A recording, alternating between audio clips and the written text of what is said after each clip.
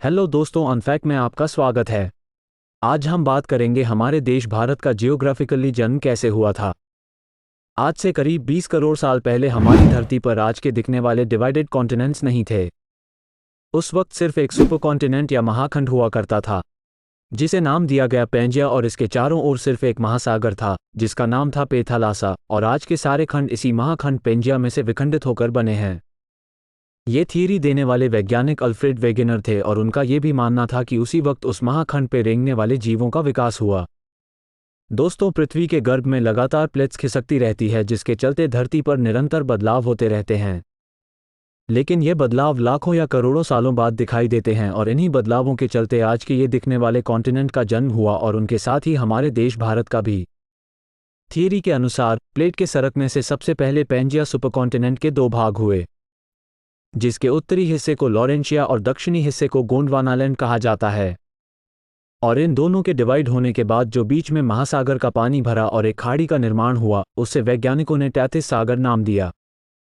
Pangaea में से अलग हुए उत्तरी महाद्वीप लॉरेंशिया में से आज के एशिया, यूरोप और उत्तर अमेरिका जैसे कॉन्टिनेंट बने, जबकि गोंडवाना में से दक्षिण अमेरिका, अफ्रीका, ऑस्ट्रेलिया और अंटार्कटिका जैसे कॉन्टिनेंट बने।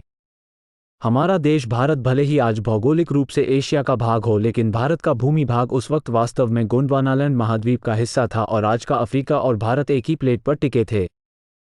धीरे धीरे अंदरूनी प्लेट्स के सरकने से ये प्लेट्स भी अलग होती गई, और भारत की जियोग्राफिकल प्लेट अफ्रीका से अलग होकर धीरे धीरे एशिया की ओर बढ़ने लगी। वो आज के लद्दाख हिस्से की ओर लगातार बढ़ती रही, और एक समय इस प्लेट का एशिया के लद्दाख वाले हिस्से पर टकराव हुआ। दोस्तों, भूगर्भ में जब दो प्लेट्स का टकराव होता है तो बाहरी प्लेट नीचे की ओर सरक जाती है और हल्की प्लेट ऊपर उठ जाती है। उस वक्त भी ऐसा ही हुआ, और आज के हिमालय का निर्माण हुआ। ऐसा कोई कम समय में नहीं हुआ, ऐसा होने में करोड़ों साल लग गए, और आज की इस भौगोलिक भूमि का निर्माण हुआ। दोस्तों, आज भारत सिर्फ एक ही टेक्टोनिक प्लेट पे टिका है, और लगातार यह भारत के भारी प्लेट हिमालय की ओर दब रही है, और हिमालय दिन ब दिन ऊपर उठ रहा है। इसके साथ ही हिमालय के सारे पर्वतों की और माउंट एवरेस्ट की हाइट भी साल दर साल बढ़ रही है। दोस्तों, इस थ्योरी को सिद्ध करने के लिए अल्फ्रेड ने यह भी कहा कि आज के दिखने वाले सारे कॉन्टिनेंट एक दूसरे में फिट होते हैं, और आज अगर किसी तरह इन सब को एक किया जाए तो फिर से सुपरकॉन्टिनेंट का निर्माण हो सकता है।